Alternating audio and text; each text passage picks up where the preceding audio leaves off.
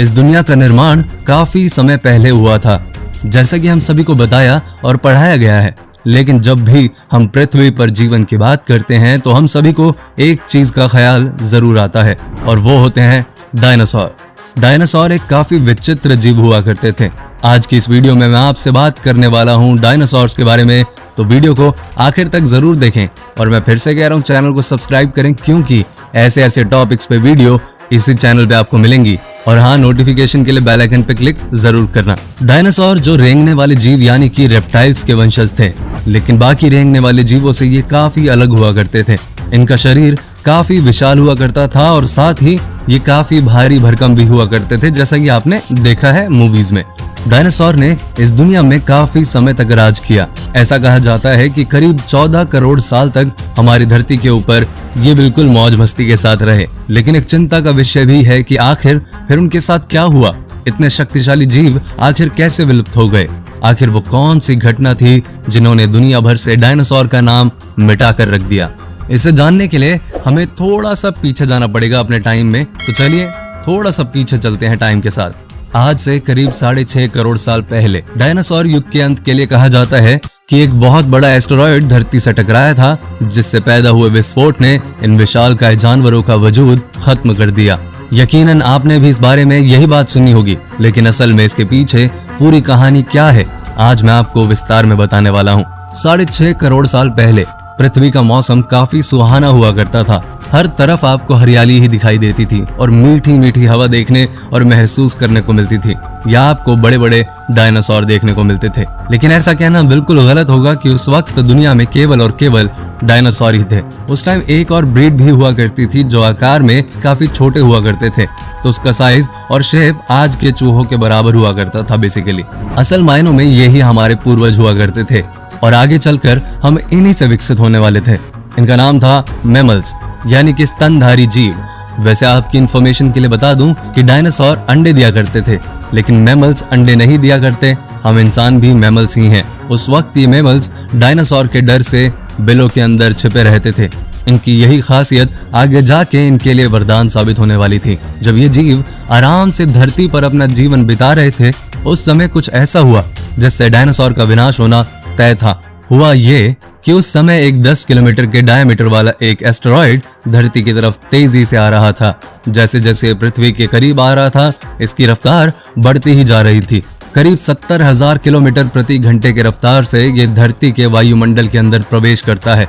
धरती के वायुमंडल में घुसते ही ये एक आग के गोले के रूप में बदल गया। इसकी चमक इतनी ज्यादा थी कि इसके 800 किलोमीटर के रेडियस में आने वाले सभी जीव अंधे हो गए थे। सभी जीव इसे देख नहीं पा रहे थे, लेकिन वो लोग इसकी गर्मी को महसूस जरूर कर सकते थे। फिर वो एस्टेरॉयड धरती से टकराता है और एक भयंकर विस्फोट होता है। ये विस्फोट इतना ज्यादा बड़ा और शक्तिशाली था कि इसके टकराते ही धरती का वो हिस्सा जहां ये टकराया था वो पूरी तरह से नष्ट हो गया। ये एस्टेरॉयड मेक्सिको के युकटान प्रायद्वीप से टकराया था, जिससे वहां 111 मील चौड़ा और 20 मील गहरा गड्ढा बन गया था। वैज्ञानिकों ने इस गड्ढे की जांच की तो वहां की चट्टान में सल्फर कंपाउंड पाया गया। एस्टेरॉयड की टक्कर से ये चट्टान वाष्प में बदल गई थी, जिसने हवा में धूल का बादल बना दिया था। इसके परिणाम स्वरूप पूरी धरती नाटकीय रूप से ठंडी हो गई और पूरे एक दशक तक इसी स्थिति में रही। उन हालात में अधिकतर जीवों की मौत हो गई। उनमें डायनासोरों की मौत विस्फोटक के चलते पैदा हुई सुनामी के कारण, खाने की चीजों के अंत होने या आसमान से गिरी पिघली चट्टानों की वजह से नहीं हुई थी। एक अनुमान के मुताबिक 9 मील के आकार और 40,000 मील प्रति घंटे की रफ्तार वाला वो विनाशक एस्टेरॉयड कुछ सेकंड जल्दी या देर से गिरा होता तो वो जमीन के बजाय अटलांटिक या प्रशांत महासागर के गहरे पानी में गिरता। यदि ऐसा होता तो शायद समुद्र का पानी भाप बनकर उड़ गया होता, लेकिन इसके फलस्वरूप डायनासोर्स को कम नुकसान पहुंचता। यूनिवर्सिटी ऑफ टेक्सास में जियोफिजिक्स के प्रोफेसर सेन गुलिक ने प्रोफेसर जोआना मॉर्गन के साथ उस जगह की ड्रिलिंग का काम आयोजित किया था जहां वो एस्टेरॉयड टकराया था। वो कहते हैं वो एस्टेरॉयड बहुत दुर्भाग्यपूर्ण जगह पर गिरा। प्रोफेसर ने बताया टक्कर से 100 बिलियन टन यानी कि 907 खरब से भी ज्यादा सल्फेट वातावरण में फैल गया। उन्होंने बताया ये धरती को एक दशक तक ठंडा करने और उस वक्त के जीवन को काफी हद तक खत्म करने के लिए काफी था। एस्टेरॉयड की टक्कर इतनी जबरदस्त थी कि इससे धरती पर जीवन को 3 बार खत्म किया जा सकता था।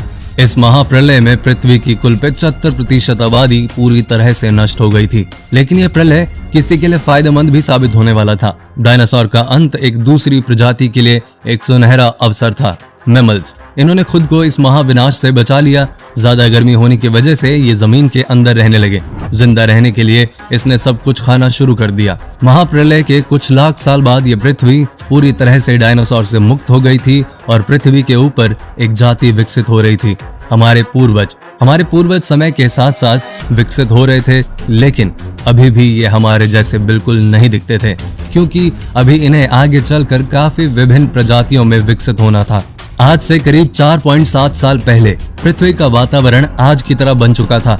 उस वक्त धरती का तापमान 24 डिग्री सेल्सियस हुआ करता था और धरती का एक दिन करीब 24 घंटों का हुआ करता था। इस वक्त धरती के सारे महाद्वीप जाने पहचाने थे। सिर्फ एक नए भूभाग की रचना करनी बाकी रह गई थी। धरती के भूभागों में एक बार फिर से यह हलचल हुई जो धरती के बड़े बड़े द्वीपों को एक दूसरे के पास ले जा रही थी। इंडिया महाद्वीप एशिया की ओर काफी तेजी से बढ़ रहा था। इन दोनों द्वीपों के आपस में टकराने की वजह से एक नई भू श्रृंखला का निर्माण हुआ, एक नई पर्वत श्रृंखला हिमालय, और ये है दुनिया की सबसे ऊंची चोटी माउंट एवरेस्ट। इस पर्वत श्रृंखला पर गिरने वाला बर्फ आगे चलकर काफी नदियों का निर्माण करने वाला था, जो आगे चलकर दुनिया की करीब आधी आबादी को पानी पिलाने का काम करने वाला था। लेकिन अभी भी धरती पर कुछ कमी रह गई थी। धरती पर अभी भी कोई चीज लापता थी, और वो चीज थी हम, यानी कि इंसान। लेकिन अब हालात बदलने वाले थे। 40 लाख साल पहले अफ्रीका के एक पूर्वी इलाके में एक नए पर्वत श्रृंखला का निर्माण हुआ, जिसका नाम था ईस्ट अफ्रीकन रिफ्ट वैली। ये पर्वत यहाँ आने वाली मानसूनी हवाओं के लिए एक अवरोध बन चुकी थी, और इसी वजह से यहाँ के जंगलों में बारिश आनी बंद हो गई थी। और इन्हीं जंगलों में रहा करते थे एप्स। ये पेड़ के ऊपर रहा करते थे, जहाँ उन्हें खाने पीने की बिल्कुल भी कमी नहीं हुआ करती थी। इसी वजह से ये लोग हमेशा पेड़ों के ऊपर ही रहा करते थे। लेकिन अब यहाँ समय के साथ सूखा पड़ने लगा। बिना बारिश के जंगल पूरी तरह से साफ हो गया और एप्स के लिए खाने की समस्या उत्पन्न हो गई। खाने की तलाश में इन्होंने पेड़ों से नीचे उतरने का फैसला किया, और ये मानव सभ्यता के लिए एक बहुत बड़ा कदम साबित होने वाला था। कई हजारों सालों से विकास क्रम के बाद हमारे पूर्वजों ने दोनों पैरों पर चलना शुरू कर दिया था। ऐसा करने से इन्हें और इनके शरीर को काफी फायदा होता, और ऐसा करने से इनके शरीर की काफी कम ऊर्जा खर्च होती थी। और इसका दूसरा फायदा ये होता था कि अब ये चलते हुए भी खाना खा सकते हैं। अब इनका दिमाग भी काफी तेजी से बढ़ रहा था। धीरे धीरे ये समझदार होते जा रहे थे। समय के साथ साथ विकास की प्रक्रिया चलती रही। धीरे धीरे हमारे पूर्वज विकसित होने लगे और इनका दिमाग भी धीरे धीरे बड़ा होने लगा। समय के साथ साथ इन्होंने पत्थरों के साथ हथियार बनाना सीख लिया था, और हथियार बनाने के बाद इनके लिए अब शिकार करना पहले से भी काफी आसान हो गया था। समय के बीतने के साथ साथ हमारे पूर्वजों ने आग को जलाना और उसे काबू करना सीख लिया। आपने भी बचपन में ये लाइन जरूर कहीं ना कहीं पढ़ी होगी कि आग की खोज हमारे लिए काफी बड़ी खोज थी। अगर पढ़ी है तो कमेंट बॉक्स में जरूर बताएं। आग की खोज हमारे पूर्वजों के लिए एक अहम खोज थी। ये आग इन्हें गर्मी देने के साथ साथ खाना पकाने और जंगली जानवरों को भगाने के काम में भी आती थी।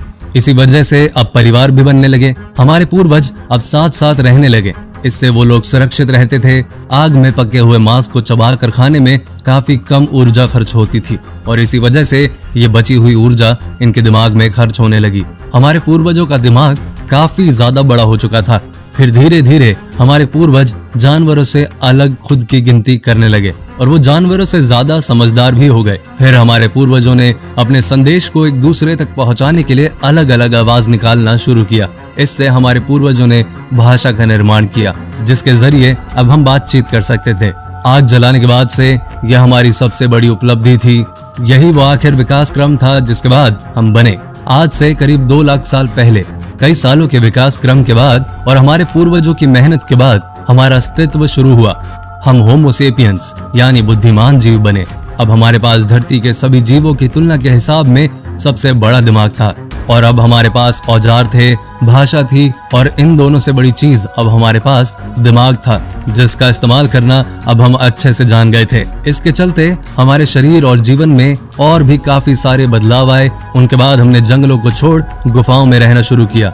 उसके बाद हमने पहिए का आविष्कार किया, जिसके बाद हमारी जिंदगी की लगभग सारी मुश्किल हल हो गई। अब हमारे पास हर मुश्किल का हल था और अब हम पूरी तरह से मनुष्य बन चुके थे। आज से करीब 1 लाख साल पहले दिमाग आने के बाद इंसान ने जब सोचना शुरू किया तो उसे इस बात का एहसास हुआ कि जंगल और जंगल की गुफाएं उसके लिए उतनी महफूज नहीं है। कभी भी कोई भी जानवर उन्हें आकर अपना शिकार बना सकता है और उनकी मीट से अपनी भूख मिटा सकता है। फिर उन्होंने जंगलों से दूर मैदानों में आकर घर बनाने शुरू कर दिए और उसके बाद धीरे धीरे पूरी तरह से इंसान बन गए।